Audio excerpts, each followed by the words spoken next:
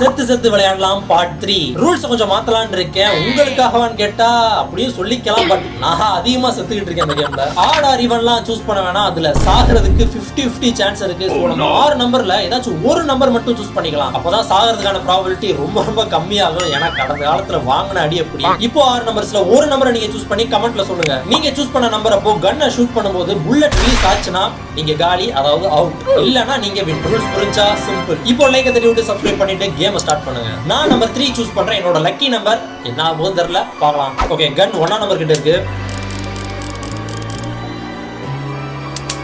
தப்பிச்சிட்டீங்க. Number 2 கிட்ட வந்துருச்சு.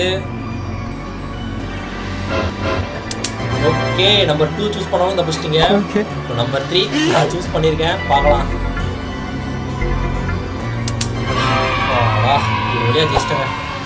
Number 4 கிட்ட இருக்கு. தப்பிச்சிட்டீங்க. Okay, number 5.